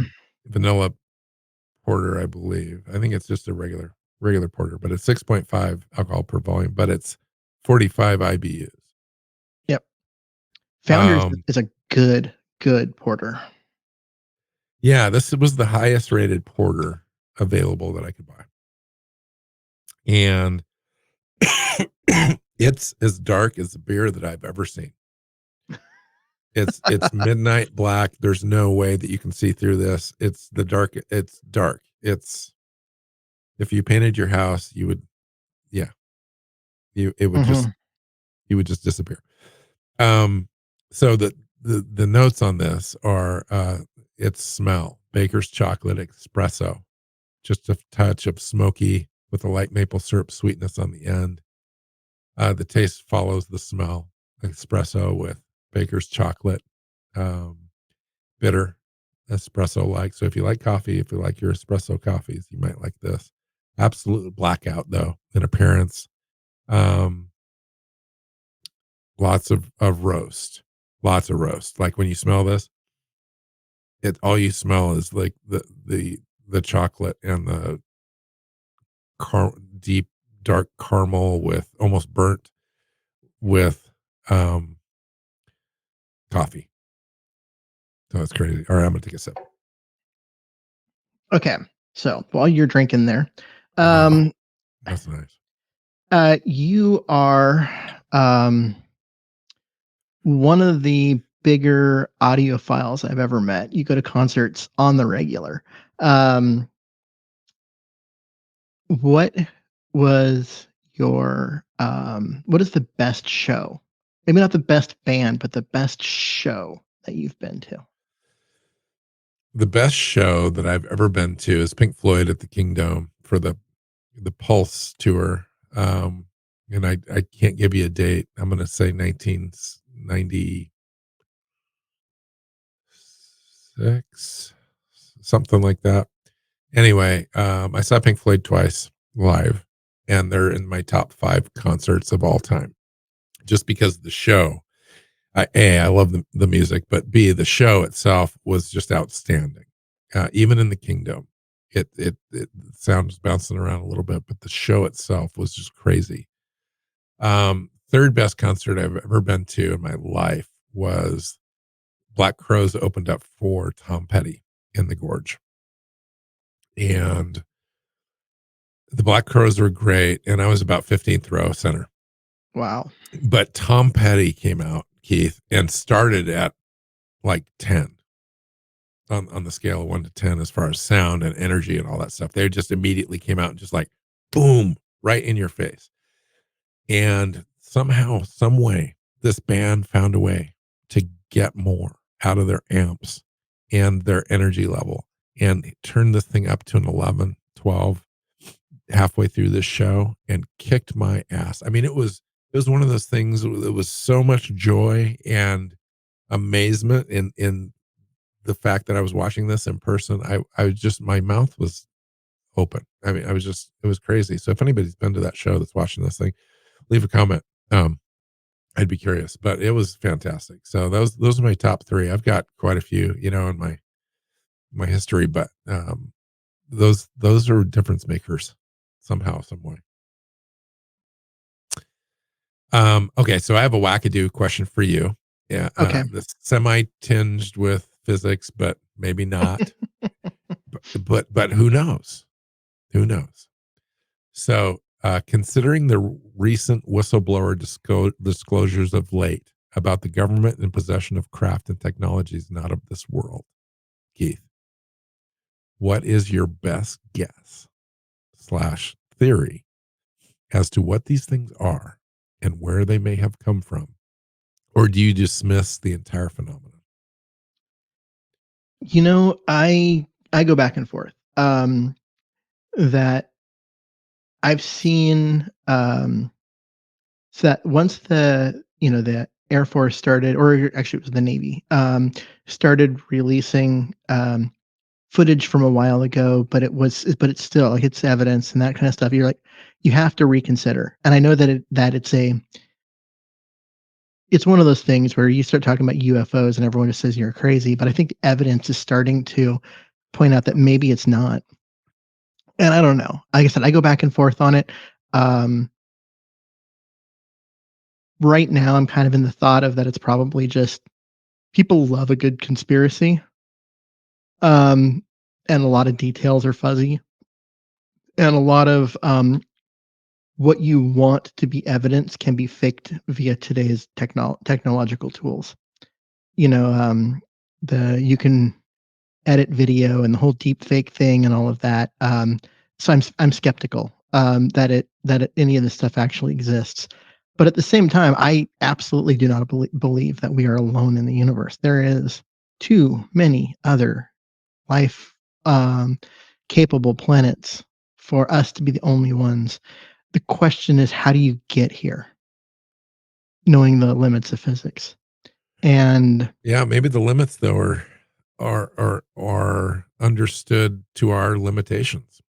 true, And there are other ways like interdimensionality, yeah, other dimensions, other ways of transcending, what on and on. But yeah. yeah, It's I was a just curious of your so answer. It's interesting. It's the phenomenon is interesting to me only in that I'm curious, and it sparks my curiosity, and yeah. I know it does you too. You're a trained physicist, and so yeah, something like that would be true. Okay, have another question, then you can ask a question. Um, Actually, I've got two questions. Actually, I've got three questions. Do you have a favorite beer recommendation for our listeners that is not in the group that we're talking about today? Oh, And brief. You got to be brief. gotta be brief. Um, our This is a listeners are. conversation right here that you could take a half hour with this answer. I could.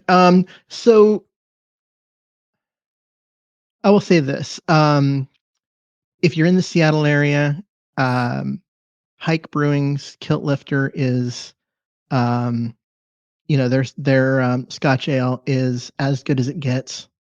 And yeah, it's at this point, if you're in Seattle, everyone knows about it, but um, don't be afraid to go back and give it another shot because it's still as good as you remember. Um, anything if you're out near the beach from Pelican Brewing is good. Um, they have different restaurants and whatever on the Oregon coast, and they're all excellent and worthwhile. And then Freem, which is the beer I'm drinking now.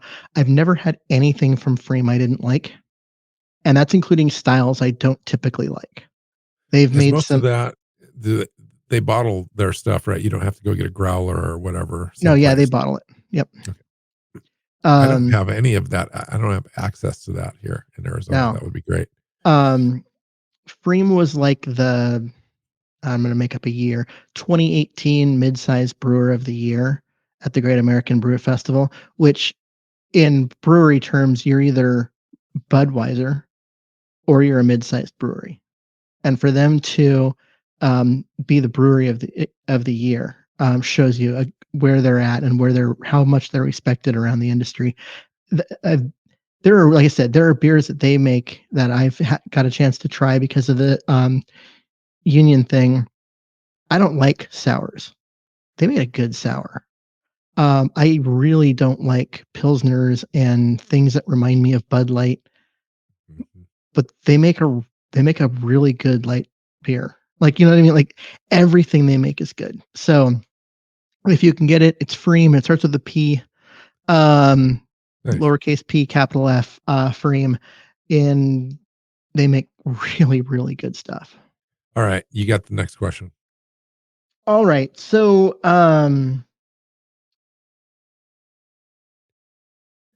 So you live in Arizona, and Arizona, especially this time of year, is starting to get just unlivable. Yeah. Which are you more likely to want to be around? Extreme heat or extreme cold? Extreme heat for me. That's an easy answer. I wouldn't be here if I did. Just so you know that the current temperature, can you see that? That's it's 110. 110 out right now. God Yeah. damn. It's supposed to be 115 in 2 days. I used to live down there, and I honestly Yeah. thought You, I you, thought you I thought I was gonna die. It yeah, you was get all your stuff done before 8 or 9 in the morning. That's basically what it is. I've got some work I need to do on the roof. I've got to get up there, but I'm going to start tomorrow morning at 5:30. I kid you not, because if you're up there, you're fully exposed by 7 o'clock. You got a sunburn. It's nuts, and you've just completely sweated through everything you're wearing. Yeah, fun. Okay. so. Would you? There's a couple of would you rather questions. Would you rather have super sensitive taste or super sensitive hearing? I guess I would rather have super sensitive taste because I think super sensitive hearing is could be really cool, or it could be just something. It could be your worst nightmare, and so I'd rather take a chance on the taste. Okay. Would you rather have a personal maid or a personal chef? A personal maid, yeah, because I can cook, so I am not afraid to get in the kitchen and prep and do all the cooking and cleaning. I I don't mind cleaning, to be completely honest, but it's not my favorite. So if somebody could come around and clean, that would be amazing. And I've had that in the past, and it's kind of cool. But I haven't had anybody clean my house other than me for years now. So Okay. Would you rather have a pause button for your life or a rewind button? what would you be able to do with the pause? Like, are there restrictions around that? Because I you don't know. perpetually live in pause and just kind of, No one else moves, just you. yeah. I would guess I would do the rewind, but you got to be careful there because I don't have any regrets. Yeah, I need to make that clear. I don't have any regrets, but it'd be cool if you could go back and bank on some Amazon stock, and set yourself up for life, and then you let things play forward, and you know things would change, if you had, if you were didn't have to worry about money. Yeah. That would be an interesting thing. But pause is interesting too because you could reach a point of pure bliss and happiness and push the pause button, and maybe you stay in that for a long time. I don't know. I That's don't kind know. of creepy and freaky as well. Kind of sounds like taking drugs or something. But um, I think rewind. Okay. I don't know. Pause sounds really intriguing to me because there's never enough time for me to get everything done or sleep. Those are two things that never seem to happen. I never seem to get everything done, and I don't seem to get any sleep because I'm so busy. So the idea of a pause button sounds great. Yes, I get that though. Yeah. And then last one on this group would be of all the possible superpowers, which one would you most like to have? I've always wanted to fly. I've been dreaming about flying since I was a little kid, as far back as I can remember. Some of the most memorable dreams I've had have been either in flight or levitating.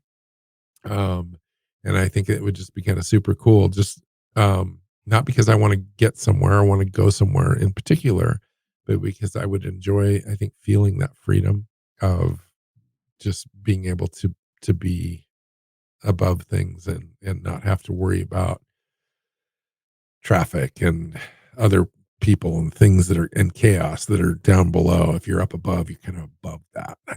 I would enjoy that.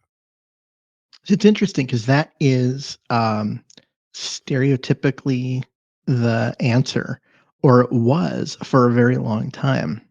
And more recently, kind of the pulp culture discussion has come around. Well, flight is a way to get somewhere. Wouldn't teleportation be better because you could just be there already? Interesting. Um, and then from Well, I that, it comes mean, down. I come from a place of, enjoy the journey. Yeah, And I still believe in that. Really. I mean, that's kind of one of my pillars that I really kind of live by is enjoy those moments, enjoy the journey along the way, because that's really the good stuff. And I don't think I'd want to skip that on the regular. cool. Okay, your turn. Okay. If we didn't do a Seahawks football podcast, Keith, is there another subject matter you would love to discuss on the regular? Wow. Um, I think that it would be kind of cool to because I my day job is currently as a teacher, and to do a an education podcast, one where you talk to other people in the industry about the different challenges that they're facing and that kind of stuff, and really what we deal with is not what politicians say that we deal with or think that we deal with. Our job is very, very different from what I think most people believe it is.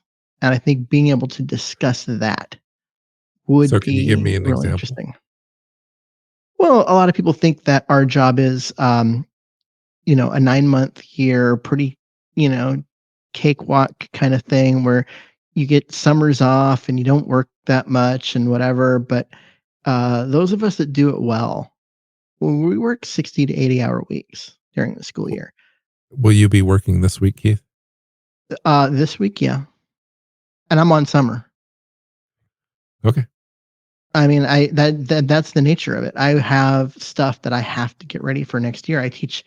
I'm the only person in my district that teaches forensics, and in order to do it well, I have to continuously learn. And I will be doing that. I will be prepping new stuff and all of that. And I think that these are the kinds of things that these are the kind of stories that aren't told. And I think it would be interesting to talk about them. I have a tie-in question. Okay. Why do you like blowing things up so much? Because it's fun. Yeah. So did one of my students contact you and ask you that? Um, because that is my reputation, is that um, if something can be blown up or lit on fire, um, it's probably going to happen. Uh, because it's so fun, so because it's so interesting, clue because in a couple of people, that don't know exactly what you're talking about, okay, so they don't get some misassumptions there. no, so I currently teach chemistry and forensics.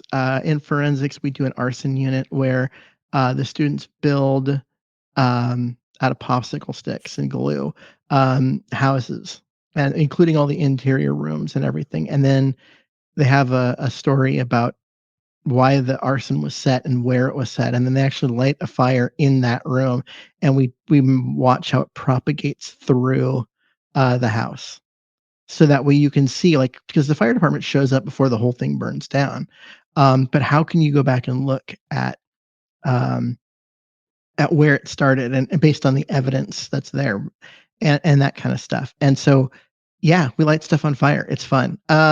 In chemistry, you put metallic sodium in water and it Shh. explodes. You're not supposed to say that too loud, Keith. Why? Well, somebody might get carried away with that formula. You can't get your hands on it. That's the thing, is Oh, you have okay. to have the ability to get it. You can make green and blue and pink fire using certain metals and that kind of stuff, and that's what we do. And my job on top, in order to do my job well, I can't just, hey, here's the information, kids. I have to get the kids to want to learn it, to be excited about it. And there's nothing more exciting than having something blow up or catching something on fire or anything like that. And I am fortunate that my subject area, being science, allows me to do that kind of stuff. When I taught physics, because I am a physicist by training. We built a 6-foot tall trebuchet and launched pumpkins. And those kids learned projectile motion as well as any students I've ever taught. Nice. I learned Um, projectile motion in baseball. yeah, similar. Coming off a bat, I was a center fielder. I was like, I Yep. need to figure out where that ball's going to go in a split second and start Or going. well, one of the things when you start looking at fluid dynamics and basically it's how you can use like an airplane wing for lift or spin a baseball and make it curve. Um, I could show my students. We use tennis balls because the they're lighter and the fuzz on them makes them spin easier and curve more. But I showed students how to throw a slider and why it worked and all of that. So you really have to get in. I mean, we can talk about it and you can draw pictures on a whiteboard, but who cares? Like that's boring. Go in and do it. Do something with it.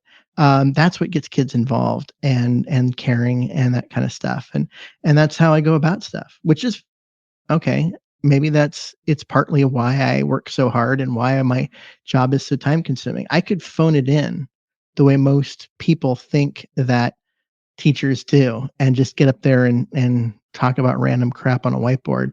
But that's not my job. My job is to actually get the students to learn things. Um, and doing that right takes time. So I'm going to give you a series of 10 questions Uh-oh. and you have to answer each question within 10 seconds. Oh man. Okay. I'm ready. If you didn't live where you live now, what is your number one place you would consider moving to? San Diego. Do you plan on attending any training camp practices this year? Yes. What is your most prized Seahawk item? Um, my painting of the Seahawks Stadium. Nice. Where does the Seahawks offense finish in scoring this season? Second. And the defense? 19th. That's the wrong answer, by the way. Which player on offense are you most excited to see play this season? TK Metcalf. Do you think that Jody Allen has been a good owner? Why or why not? In Seattle for the Seahawks, absolutely. She has done a great job. In Portland for the Trailblazers, no. Can the Seahawks win the Super Bowl within the next 2 seasons? Yes. Who is your favorite Seahawks coach not named Pete Carroll? Chuck Knox. Good job, Keith. Successful. Oh, I have one more. Bonus. Oh, I have bonus. Last concert you went to, and was it any good? the last concert I went to was the Eagles at Moda Center in April, not that long ago. And it was a freaking phenomenal show. Easily the best concert I've ever been to, which granted, now I haven't been to that many concerts and you've been to millions. But The that harmonies in that show, show are just amazing. that show was fantastic. And for guys that have been around doing this as long as they have, the energy that they showed and to do like 36 songs Wow. and play for 3.5 hours Wow. with that much energy and everything. It was an absolutely amazing show. Um, Nice. Nice. Love to hear that. and That's great. part of it, I took my dad, who's, more were when the Eagles were current and releasing music. That was more his time. And I took my son, my 12-year-old. So it's 3 generations of Myers guys going to the Eagles concert, and it was a special day. It really was. That's awesome. Those are great memories for sure. All right, Keith, you're going to wind us up. What do you got? You got anything left? So I got a couple. You said you don't have regrets. What do you think the Seahawks regret most?